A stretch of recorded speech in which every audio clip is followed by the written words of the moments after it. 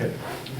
Hi, I'm Juliana Rodriguez. I'm Joseph Zarif. I'm Max Bueno, I'm Samantha Gilbert. I'm Emily Strickland. and this is Nathan Hale, How a Connecticut School Teacher Took a Stand Against Britain.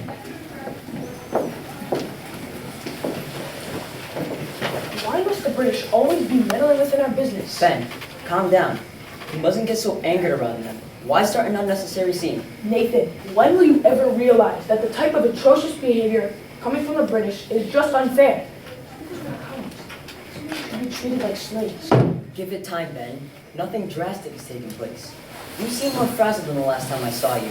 Nathan, you will soon come to realize the dreadfulness of the British. The year was 1775. The colonies had been forming militias within themselves to stand up against Britain. I, Nathan Hale, was simply a Connecticut schoolteacher.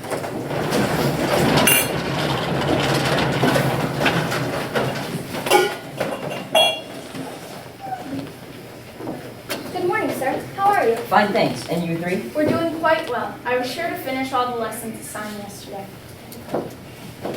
Good morning, sir. I apologize for my delayed arrival. My father left for the militia earlier today, and my family was wishing him well. That's fine. Let us take our seats to begin. Review your notes from yesterday's lesson and begin to write in cursive. Your father is joining the militia? That's absurd. Absurd? What is that supposed to mean?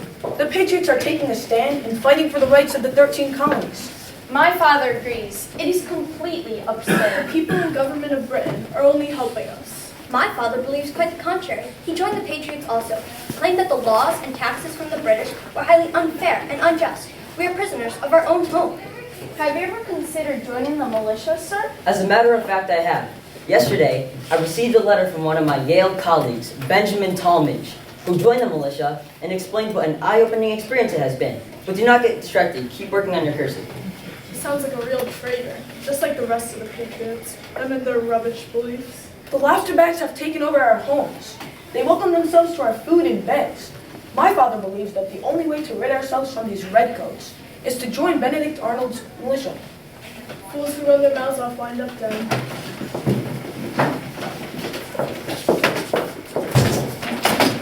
After much thought and consideration, I came to the conclusion that what the British were doing was unjust. I immediately joined the Connecticut militia, where I was elected first lieutenant alongside Benedict Arnold. I was kept under teaching obligation, so I was not out on the battlefield. Over time, I grew increasingly frustrated with the fact that I was not out on the battlefield or experiencing any type of action.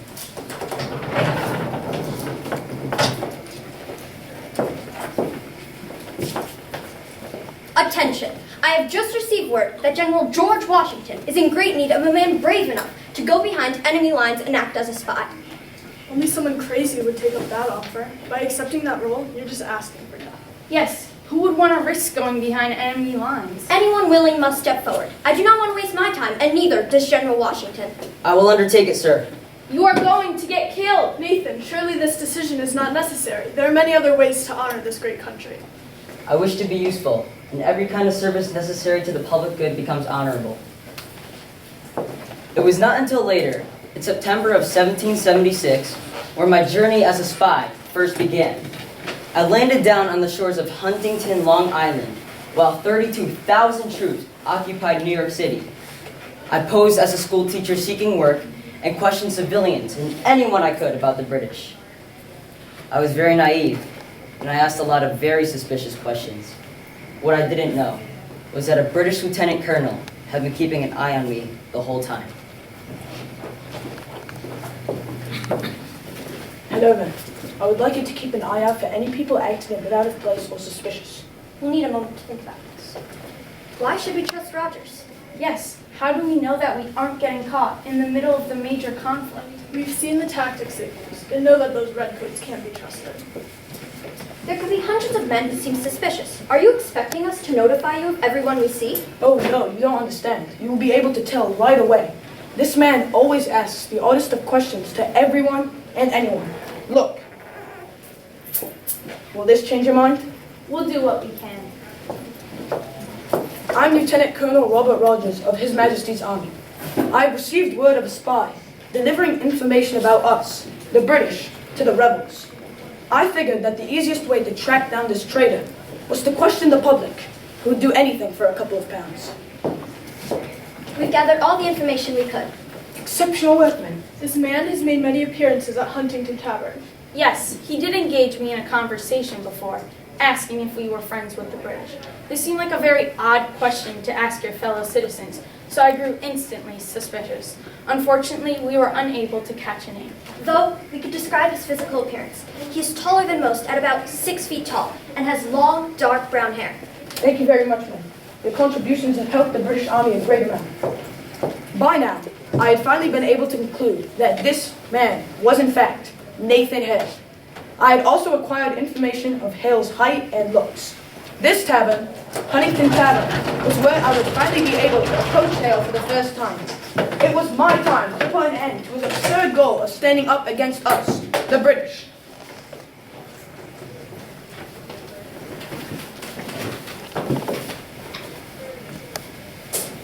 Hello, sir. May I join you? Yes, I can actually use some company. Thank you. So, are you from around here? No. I am in pursuit of a teaching position at the local school. Ah, I see. May I ask you, what do you think of the mother country? I have not decided, you see. The British have only given the amount that they have taken. But you must be from there. I notice your accent. Oh, yes, I am from Britain, but the British ways truly anger me. That's why I came here, to the 13 colonies. I wanted to support the Patriots and their cause. I'm here upon the business of spying out the inclination of the people and the motion of the British troops. Well, I don't want to reveal anything, but I could get you a meeting with General George Washington. We are very close friends. Wow, I don't believe I've ever seen you. May I ask of your name, kind sir? My name is Nathan Hale. Well, Nathan Hale, you are under arrest. Guards, take him away.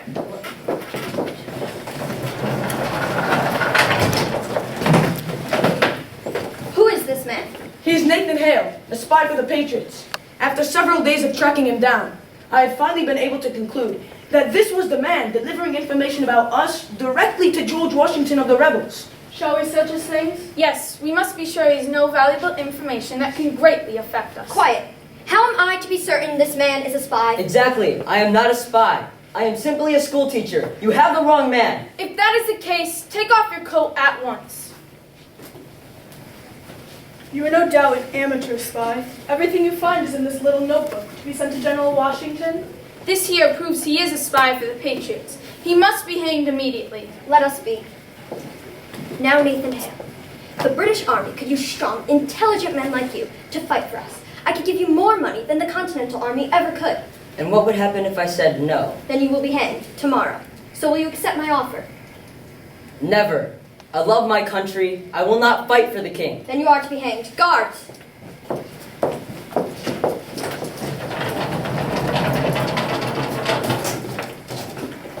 This man is a spy for the Patriots. He is to be sentenced to death by hanging. General, You should be sorry that you fought against the king. I will not be sorry for taking a stand in what I believe. Do you have any last words?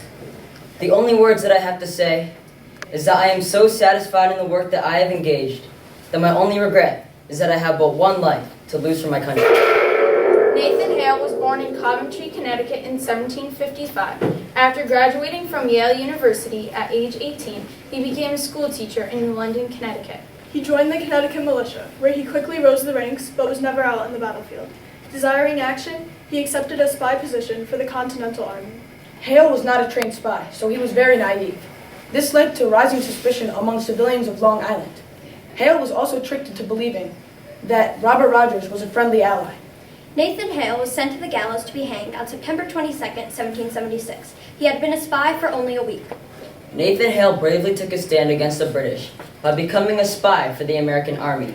Nathan Hale was a patriot, ultimately but earnestly losing his life for the American cause. Nathan Hale is not only a Connecticut hero, but a national hero, who will be remembered by his final words, I only regret that I have but one life to lose for my country.